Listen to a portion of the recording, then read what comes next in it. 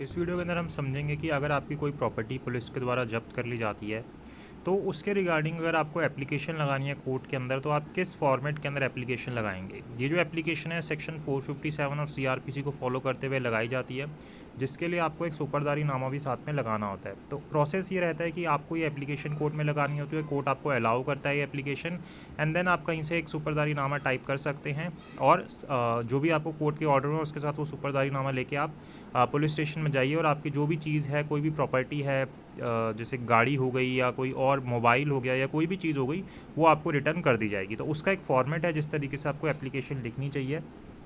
ये एक बेसिक सा फॉर्मेट है। इसके बाद आप अपने जो भी फैक्ट्स हैं उस तरीके से उसको ऐड कर सकते हैं जिस भी हिसाब से आपके फैक्ट्स रहेंगे। तो इससे आपको आइडिया मिल जाएगा कि किस तरीके से हमें एप्लीकेशन लिखनी चाहिए। तो जैसे ही सब एप्लीकेशन लिखते हैं वैसे ही इसके अंदर भी कि before the honourable metropolitan magistrate या जो भी जज हैं उनके सामने ऐड यानी कि प्लेस आ जाएगी। जिस भी आप स्टेट से हैं वहाँ पे जोन सा भी डिस्ट्रिक्ट का कोर्ट है उसका नाम आ जाएगा। Then miscellaneous application number of जोन सा भी ईयर है इन जो भी है, देन पार्टीज़ का नेम आ जाएगा, name and address and versus जो भी केस है उसका नाम आ जाएगा। And then in the matter of return of property that is Indica cool cab bearing number under section 457 of CrPC. तो आप लिख दोगे कि ये किस चीज़ के लिए लगाई गई है। तो यहाँ पे हम एप्लीकेशन लगा रहे हैं कि हमें जो हमारी प्रॉपर्टी है वो वापस कर दी जाए। तो may it please your worship on behalf of the applicant it is most respectively state and submit as under. तो क्या लिखते हैं आपकी जो एप्लीकेंट है वो अब जो भी अपना एड्रेस इसने यहाँ पे लिखा होगा ना, जब अपना एप्लीकेंट का नाम लिखा होगा तो इस एड्रेस के ऊपर रहता है और जो एक्यूज है उसका ब्रदर है, जो भी चीज़ है उस तरीके से आप बता दोगे कि ये सिचुएशन थी, उसका भाई था या उसकी प्रॉपर्टी थी या जो भी चीज़ थी आप इस तरीके से लिख दोगे। वो एक्यूज की खुद की प्रॉपर्टी होती है वो भी छूट जाती है यहाँ पे। ठीक है, तो ज़रूरी नहीं है कि कोई रिलेशन की प्रॉपर्टी पकड़ी गई हो या ऐसा कुछ हो। That the above name applicant purchase है इंडिका कार, उसने इंडिका कार खरीदी थी। ऐसे अपने फैक्ट्स आपको लिखने हैं, यहाँ पे आपको एग्जांपल के तौर पर बताया जा रहा है। Bearing number with the help of finance limited, ऐसे सारे आपने बताया कि मैंने इतने इतने रुपए की इतनी तारीख को इतनी उसके अंदर डाउन पेमेंट की, इतनी ईएमआई है, इतनी ईएमआई पेंडिंग है, ये सारी बात बताई। फिर आपने आगे बताया कि ये जो आपकी कार थी ये कैसे पकड़ी गई, कि जो एप्लीकेंट है उसने क्या किया था, इस कार को जो है कूल कैब टैक्सी के अंदर कन्वर्ट कर दिया था और एक ड्राइवर को दे दिया था जिसका नाम ये था कि वो ड्राइविंग का इसके अंदर बिजनेस करे। फिर जो एप्लीकेंट था वो अपनी नेटिव प्लेस के ऊपर था, अपने कोई डिस्प्यूट जो प्रॉपर्टी डिस्प्यूट था उसको अटेंड कर रहा था। और ये जो ड्राइवर था जिसको इसने गाड़ी दे रखी थी, inform that the police official of dash police station confiscated the said indica, और वो उसको बताता है एप्लीकेंट को कि जो आपकी गाड़ी थी ये पुलिस ने कॉन्फिस्केट कर दी है, जब्त कर ली है, ये कहते हुए कि ये किसी किडनैपिंग पर्पसेस के लिए एक माइनर गर्ल के यूज़ हुई है by the brother of the above name applicant, कि उसके भाई ने इसके लिए इसको यूज़ किया है। एंड सीआर नंबर ये dash dash is registered against the brother, और ये उसके अगेंस्ट केस रजिस्टर हो गया of the applicant. And presently the applicants brother is wanted in the case and further police official will not return the car, और ये भी बता दिया कि उसका भाई जो है उसको भी वो वांटेड है, उसकी गाड़ी वापस नहीं लौटाई जाएगी जब तक कि उसका जो भाई है वो ना पकड़ा जाए। और ये himself surrender before the police, या फिर वो खुद सरेंडर कर दे पुलिस के सामने। इसके लिए मैंने साथ में एफआईआर भी लगा दी है, जो एग्जिबिट ए करके कॉपी ऑफ ऑर्डर करके ऐसे लगा दिया है। फिर that thereafter the applicant avoided to claim the car from the police official till the brother of the applicant is either arrested by the police or his brother himself surrenders। तो उसने wait किया कि भाई या तो मेरा भाई पकड़ा जाए या वो सरेंडर कर दे। And was also frighten to face concern police official due to fear of unjustified harassment, और ये जान के पुलिस वालों के सामने भी जाता था क्योंकि उसको लगता था कि मेरे साथ अनजस्टिफाइड हरासमेंट की जाएगी। At hand concern police official to know the whereabouts of wanted brother. That thereafter waiting for जितने भी मंथ के बाद जो इनकम को उसको इतना लॉस वगैरह हुआ और उसके ब्रदर का कोई भी पता नहीं चल रहा कि वो कहाँ पे है।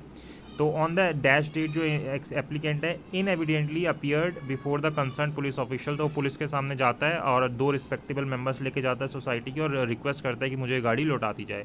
लेकिन जो कंसर्न पुलिस ऑफिशियल होता है वो and constable inform and threaten them that the set car will not be return, उनको धमकाता है कि भाई आपकी गाड़ी जो है वो नहीं लौटाई जाएगी, और उनके बताता भी नहीं है कि क्या हालात हैं, क्या चीज़ें हैं, उसके बारे में कुछ नहीं बताता। That applicant was not staying along with the set wanted brother, तो एप्लीकेंट जो है उसको पता ही नहीं था अपने भाई के बारे में, ना ही वो उनके साथ रहता था और ना ही उनके साथ रह रहा है और ना ही उसका कोई नेक्सेस है यानी कि कनेक्शन है उसके साथ। ठीक है, that the name of the applicant और इस car is nowhere mention in the said FIR, और उसके इस गाड़ी का नाम या एप्लीकेंट का नाम कहीं पे भी एफआईआर के अंदर मेंशन नहीं है कि वो इस ऑफेंस के कमीशन के लिए यूज़ हुआ है। Further the said car has not been seize by the concern police official in the present case, और ये इस केस के अंदर इन्होंने सीज भी नहीं की थी। As the same has been produce before the honourable court under any panchnama, thus the concern police official is an unlawful position of the said car of the applicant, तो उन्होंने गलत तरीके से कार को अपने पोजीशन के अंदर ले रखा है। That the applicant is very poor person and the said car is only source of income, की बहुत गरीब है। जो भी आप अपनी सारी बातें बताओगे कि इतने टाइम से वो इनकम नहीं हो रही, ये वो बातें, और एफोर्सेड एप्लीकेंट परचेज है और उसने ईएमआई पे ली थी, ईएमआई नहीं दे पा रहा, ये सारी प्रॉब्लम आ रही है। रिस्पेंडेंट जो है अनलॉफुली उसने सीज़ कर लिया इसकी गाड़ी पुलिस स्टेशन के अंदर, और अनलॉफुली प्रेशराइज कर रहा है एप्लीकेंट को कि वो अपने ब्रदर को सामने लेके आए, जो कि उसको नहीं पता कि कहाँ पे है। The applicant undertake to produce the same as and when required by this honourable court in view of the, तो वो बोलता है कि भाई मैं ये सब नहीं कर सकता, और जो एप्लीकेंट है वो ये जो गाड़ी है जब भी मंगाई जाएगी कोर्ट के द्वारा ये प्रोड्यूस कर देगा। तो ये जो सारी बातें हैं इनको ध्यान में रखते हुए ऑनरेबल कोर्ट से ये प्रे किया जाता है कि रिस्पोंडेंट को डायरेक्ट कर दिया जाएगी कि जो उसकी इंडिका कूल कैब है उसको वापस कर दी जाए, और सारी डिटेल लिख दी उसकी, और अगर कोई और ऑर्डर कोर्ट को ठीक लगता है तो वो भी साथ में ऑर्डर कर सकता है। And for this act of kindness the applicant as in duty bound to shall ever pray, वो डेट वगैरह लिख के आप जो प्लेस है वो लिख के फिर अब एडवोकेट फॉर द एप्लीकेंट अपने साइन कर देंगे और आपकी एप्लीकेशन कंप्लीट हो जाएगी। तो ये एक आपको समझाने के पर्पज से है।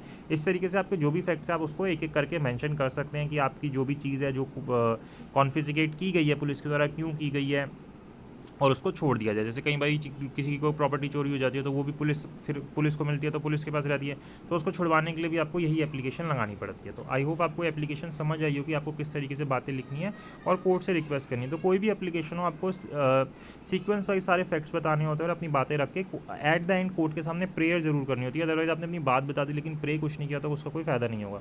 तो आई होप आपको समझ आया हो कि किस तरीके से आप सेक्शन 457 सीआरपीसी की एप्लीकेशन लगा सकते हैं और अपनी जो प्रॉपर्टी है जो कॉन्फिस्केट कर ली गई है उसको छुड़वा सकते हैं। तो अगर आपको वीडियो अच्छी लगी तो लाइक कीजिएगा, अपने लॉयर फ्रेंड के साथ शेयर कीजिएगा, चैनल को सब्सक्राइब कीजिएगा, और अगर आप नॉर्मल एक समझना भी चाह रहे हैं तो उस पर्पज़ के लिए भी आपके लिए हेल्पफुल होगी। Thank you so much for watching this video.